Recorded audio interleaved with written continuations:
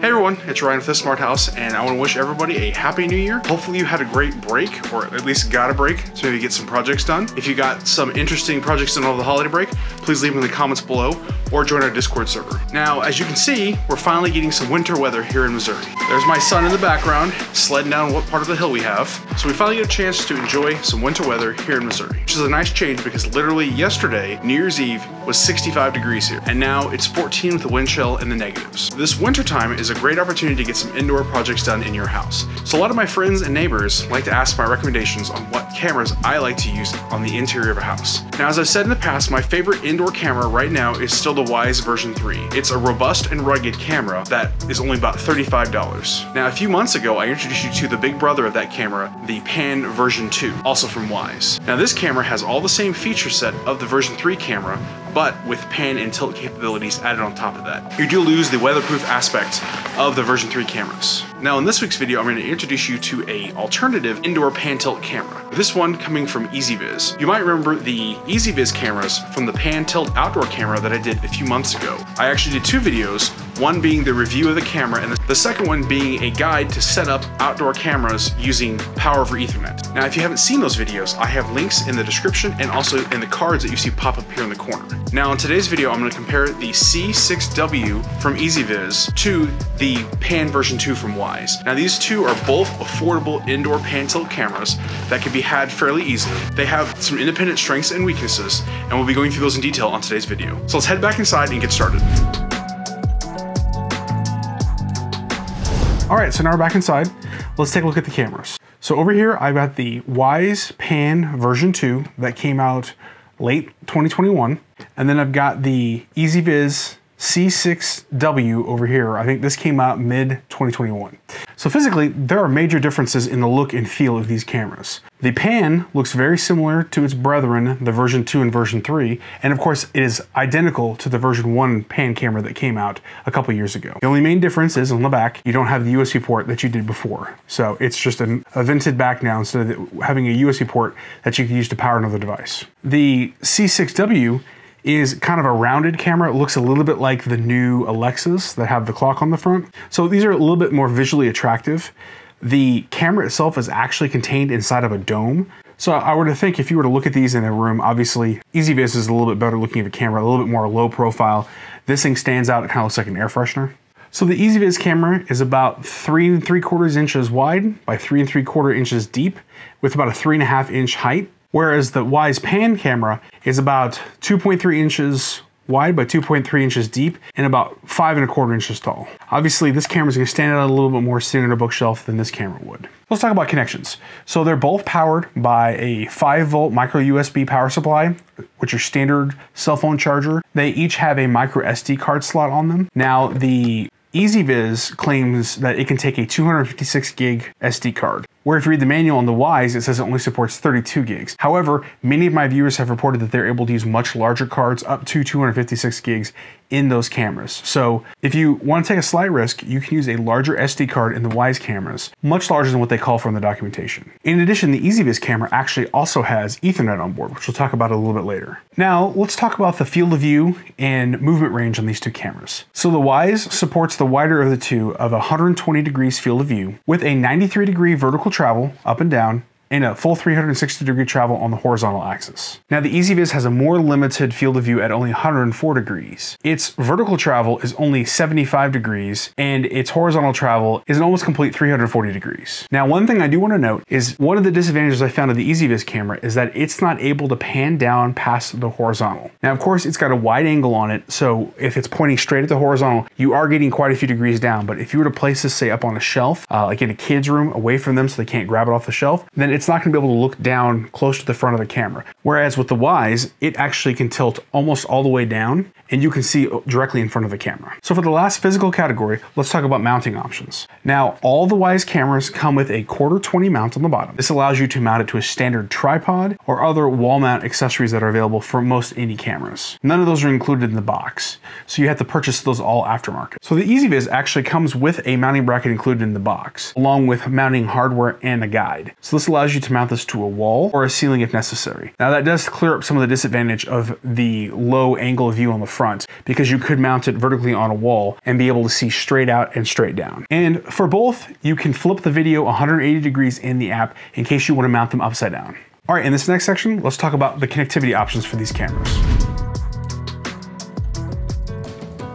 All right, so when we talk about connectivity options for these cameras, both of them operate on 2.4 gigahertz standard Wi-Fi. Unfortunately, we haven't seen a lot of cameras in this price range or these chipsets that have 5 gigahertz on them, which would give you a little bit longer of a range and also higher bandwidth transfer. The one thing I don't like about 2.4 gigahertz is it's such a cluttered spectrum. Everything on 2.4 gigahertz, all smart home products are 2.4 gigahertz. Most cameras, a lot of phones are all run on 2.4. So that channel is so saturated right now in most neighborhoods. Plus you only have 11 channels to choose from here in the United States, where 5 gigahertz, you have a lot more spectrum to play with. But that being said, another option on the EZVIZ would be to use the included 10100 Ethernet port. So if you either have an area that doesn't have good Wi-Fi coverage, or you happen to have an Ethernet port and you want to play around with it that way, you could utilize the Ethernet port to get connectivity, which will of course make this have a rock solid connection. Now, unfortunately, cameras at this level do not include power over Ethernet support, but if you do purchase a PoE splitter with a micro USB tip on it, you can utilize that to provide power and Ethernet to these cameras with one single cord. I do have a link in the description for an example on Amazon. I did mention this in my previous video about mounting the EZVIZ outdoor camera,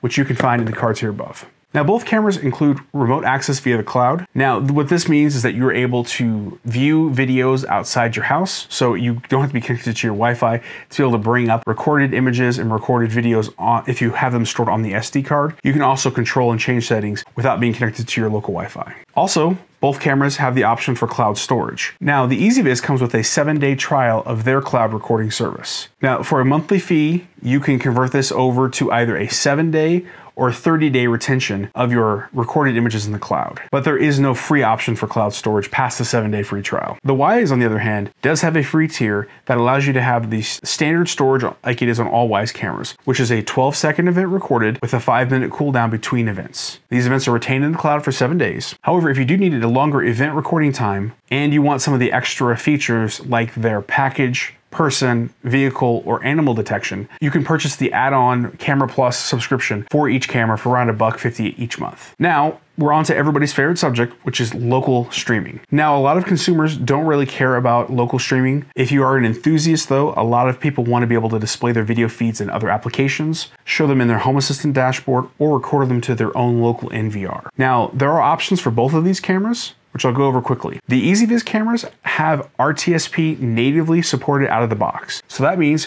you can take your camera, plug it into the network, put in a special URL, and be able to pull your camera feed directly into whatever NVR or system you want. Now, this is the case on this and their outdoor camera that I tested a few months ago. So this makes integration with something like Blue Iris or Home Assistant a breeze. Now, on the Wyze cams, they have released firmware updates that allow RTSP streaming for the Wyze version 2 cameras, version 3, and the original Pan series. However, they have not currently released a version 2 Pan RTSP firmware, though I do think they will here soon because it's been on their roadmap for each camera to release it 6 to 12 months after the initial release of the cameras. So I hope to see that come out here soon. Now, if you're not aware of how to set up one of those RTSPs for the 3 cameras I listed, you can go to the card here above, and I did a recent video on how to set up the RTSP firmware on your Wyze camera and then integrate it with Home Assistant. It's quite easy. One nice thing about this firmware is it does retain most of the original app functionality. It just places you in a different track for your firmware. So you may not get all the latest and greatest updates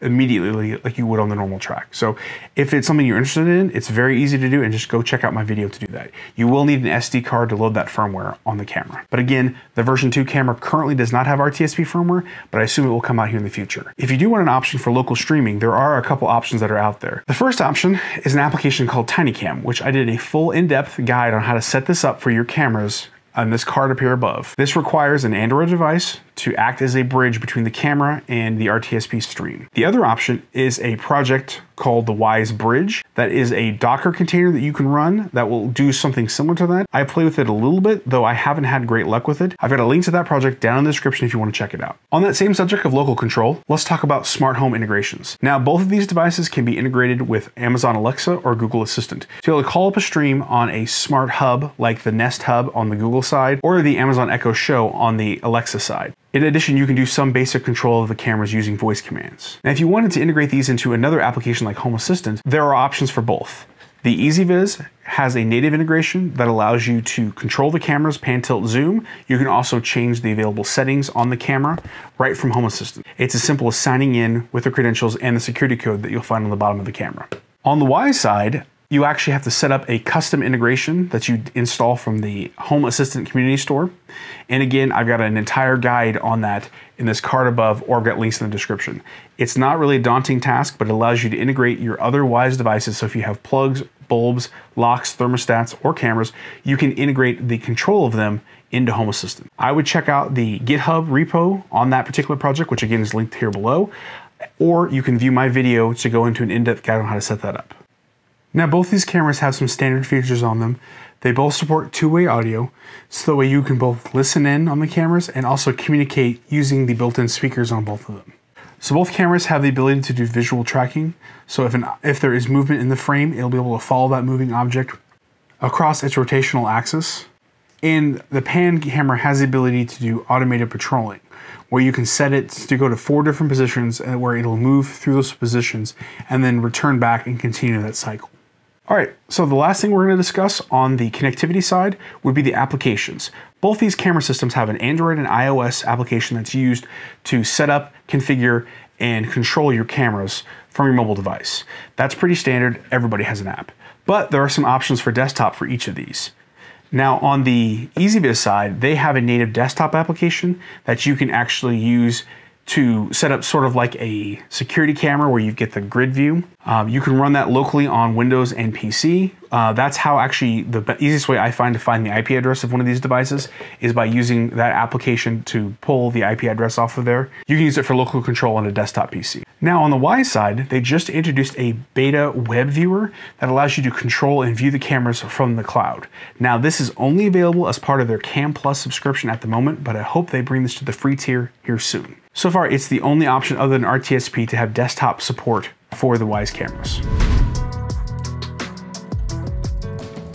All right, for our last major section, let's take a look at the difference in the video options for these two cameras. And the biggest difference that you'll find is that the EZVIZ camera is actually a 2K camera that supports a native resolution of 2560 by 1440. Whereas the Wyze has a standard 1080p, 1920 by 1080 resolution maximum. So that means this has about a 1.5 times the resolution of this camera. So what that means is that you can record higher quality video or use a longer digital zoom, because neither one of these cameras has an optical zoom on them. All the zooming is done digitally. So you're basically just expanding the size of the pixels so you can see closer.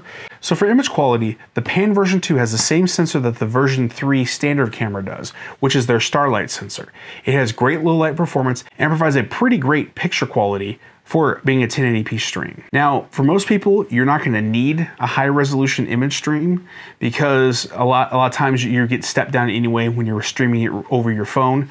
But what's really nice is if you happen to have a recording, it's nice to have extra resolution just in case you need to zoom in on a faraway object, person, car, whatever have you. So if we look at a comparison between the two video streams I took up in my living room, you'll see how much further you can zoom in with the EZVIZ camera versus the Wyze Pan. Now would be super nice if you had an application where you needed to be able to pick out that extra resolution for a faraway object, or you needed to see some great detail off something in the corner of a room. Now if you look, you'll see the picture is a little bit wider on the Wyze Pan camera, and that's because it does have a 120-degree field of view versus the 104 on the EZVIZ. So like I mentioned before, the Wyze has their starlight sensor that allows you to get some great low light images in color, even if you don't have the infrared sensors turned on. Now the EZVIZ has their version of image processing called WDR that allows you to have a better dynamic range of images in your picture. So if you have a very bright spot, say there's a light in the picture, it's not going to blow out the image like you would on some typical cameras. So I do think this has some great image performance on it. I have a demo where I had it shining at some pendant lights in my living room, and typically on a camera it's going to see that bright light and it's going to stop it down so that the image gets darker. But this did a good job of kind of isolating that out and not blowing out the rest of the scene. Now, in the same subject as video quality, let's talk about night performance. Now, as I talked about in my version 3 review, the starlight sensor has an excellent low light performance, and is able to see quite a bit of detail in a dark room. One of the neat things about the starlight sensor is it can do color night vision. So if you have an application where you have a small amount of light in the room, it's going to be able to use that image data to actually get you the high contrast information from the darker areas while overlaying the color of the scene. So this is most prevalent in my twins' room. When you have like a nightlight on, you can see the color from the nightlight, but be able to see very sharp images in that room. Now, the EZVIZ does not have color night vision on it. Now, it does have an excellent contrast for its night vision. It claims about a 10-meter distance on the 2 powerful infrared emitters it has on the front of them, which I think has a little bit longer performance than the Pan 2 does. So if you do have a room with long hallways, you do get that performance out of this camera. Now, if you see in this comparison here, both images are pretty good coming from both cameras, but I think the higher resolution image sensor gives you a bit better quality coming out of the EZVIZ versus the Pan version 2. These are both going to be designed to be indoor cameras, so obviously you don't have any waterproofing, so you won't want to put these outside. So your sight lines indoors are going to be a little bit more limited, but if you did have a wide open room, these will both perform quite well in the dark. So before we sum everything up, the one last thing I want to discuss is the price difference in these two cameras. Now, when these two cameras came out, there was a bit of a price gap between the EZVIZ and the Wyze camera, with the EZVIZ being in the higher range, around $75. But currently, you can pick one of these up for around $61 on Amazon, Best Buy, Home Depot, wherever it happens to be. Now, I think that might be the new price point for these cameras, but don't be surprised if you see it around $70, especially with the current supply chain problems in the world. So as you can see, these cameras are very close in price point. And availability-wise, they're both available at pretty much any place you want to purchase cameras from. Amazon, Best Buy, what have you. So you can buy these online. You can find a few of the Wyze cameras in store places like Home Depot, but for the most part, you can purchase this off your favorite website. So with these two cameras being very similar in price point, which of these cameras would I choose? Now, I will add a couple stipulations here. If I were starting from completely scratch, I had no other cameras, then I probably would end up choosing the EZVIZ. That being because it has a higher resolution image sensor on it. You can do local streaming via RTSP right out of the box. You have some expanded options for using the desktop application, and it has Ethernet connectivity for a more robust connection. That's not to say there's anything wrong with the Wyze camera. I'm heavily invested in the Wyze infrastructure. I've got 7 other Wyze cameras in my house. So if I were looking for a pan tilt zoom camera, then I probably would opt for the Wyze camera. But again, if I was starting over, I had no other cameras, this was the first camera I was going to purchase, I'd probably go with the EZVIZ just simply because of the fact that it has more features on it than the Pan does. There are wide varieties of other cameras that are available in each of these families, so if you do choose one, you're not going to get isolated to only having to buy this one type of camera. Wyze has 2 other styles of cameras, the outdoor and the version 3, and EZVIZ has a whole line of other cameras, indoor and outdoor, so if you were to purchase either one of these families, you'd be in good shape, and you'd be able to expand your home's security very easily. So there you go. I hope you enjoyed this quick comparison video between these two cameras. I want to thank both Wyze and EZVIZ for sending me these cameras to take a look at. If you're interested in purchasing either of the cameras, I've got links down in the description. These are obviously affiliate links when possible, so if you buy a camera using one of those links, it goes to help the channel. Now, if you're interested in more information on cameras in these families, you can click right here to be taken to my camera playlist, where I have my version 3 review for the Wyze, and I also have the outdoor pan tilt zoom for the EZVIZ. And if you haven't already, please make sure you subscribe to the channel by clicking our logo right here. Thanks again. I hope everybody has a great 2020, and I'll see you all in the next video.